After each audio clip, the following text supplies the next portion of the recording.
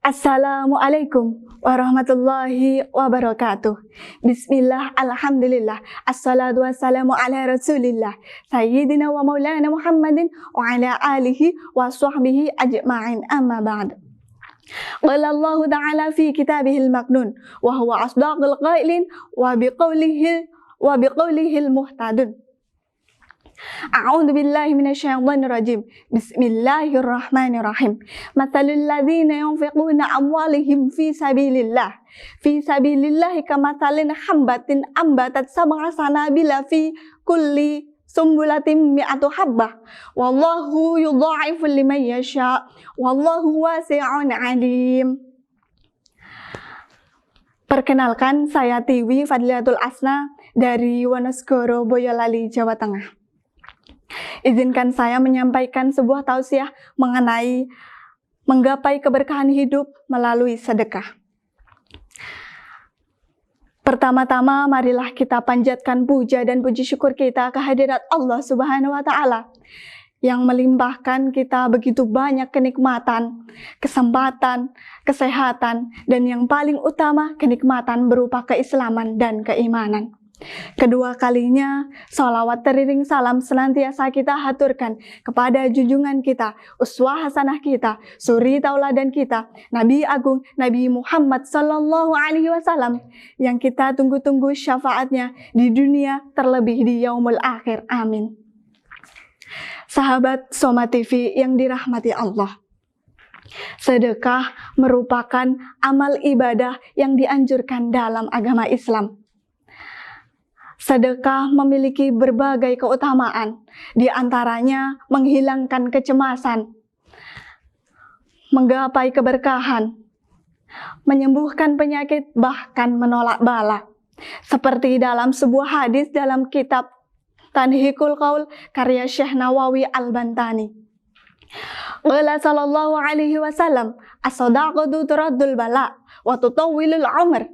Nabi Shallallahu Alaihi Wasallam bersabda, sedekah itu dapat menolak bala dan dapat memanjangkan umur.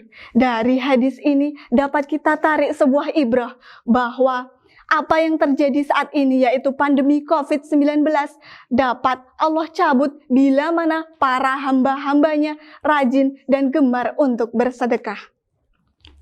Sahabat Soma TV yang dirahmati Allah, ajaran demi ajaran sudah ada sejak zaman Rasulullah Sallallahu Alaihi Wasallam. Pada zaman dahulu, Rasulullah Sallallahu Alaihi Wasallam berkumpul bersama para sahabatnya. Di situ dikisahkan dalam sebuah kitab Fadilah Amal karya Maulana Zakaria Al-Handahlawi. Berkumpul para sahabat dan Rasulullah. Ketika itu hendak berperang.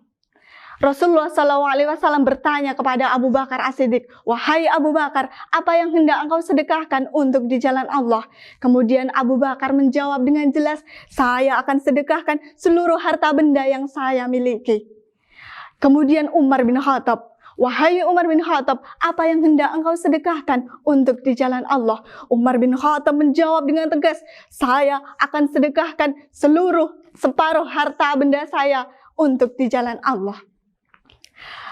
Di samping itu ada Utsman bin Affan. Ketika keadaan krisis genting hendak berperang pun, Utsman bin Affan mensedekahkan seluruh barang perniagaannya untuk kepentingan umat. Masya Allah. Suri tauladan dan berbagai keloyalan dan dermawan sudah ada sejak zaman Rasulullah Sallallahu Alaihi Wasallam. Lalu ketika kita tilik pada zaman sekarang, dikutip langsung dari Basnas, Badan Amil Zakat Nasional, total zakat, infak, dan sedekah di Indonesia dengan Ketua Bapak Bambang Sudibyo sejak awal Januari 2020 sampai Juni 2020 berhasil mengalami kenaikan 46% dengan total dana yang terkumpul 240,8 miliar. Lalu di Jawa Tengah dengan Ketua Bapak Ahmad Daroji sejak awal 2020 sampai Oktober 2020 berhasil mencapai dana 45,8 miliar yang jauh dari periode sebelumnya yang hanya 18,2 miliar. Lalu di daerah kita sendiri, Boyolali, dengan ketua saat itu Bapak Yazid Jamal, berhasil mengumpulkan dana lebih dari 5 miliar rupiah yang disalurkan oleh berbagai pihak. Masya Allah. Tentu saja angka-angka tersebut menjadi sebuah pencapaian sekaligus tantangan bagi kita semua. Betapa tidak, di Indonesia merupakan negara yang paling banyak mayoritas muslimnya. Tetapi di luar sana masih banyak yang kekurangan dan kemiskinan. Tentu saja itu harus dipertahankan dan terus ditingkatkan. Sahabat Soma TV rahimakumullah. Lalu di zaman sekarang masih banyak di sekitar kita yang hatinya masih tertutup. Rumahnya megah, mobilnya mewah, punya berhektar-hektar sawah, hartanya melimpah. Tetapi diminta untuk bersedekah, buat apa? Siapa itu yang demikian? Mari bermuhasabah. Tentu saja stigma yang beredar di masyarakat luar bahwa sedekah malah membuat harta semakin berkurang masih terdapat. Lalu, padahal janji Allah Subhanahu wa Ta'ala sudah begitu jelasnya dalam Quran surat Al-Baqarah ayat 261. A'udzubillahi minasyaitonirrajim.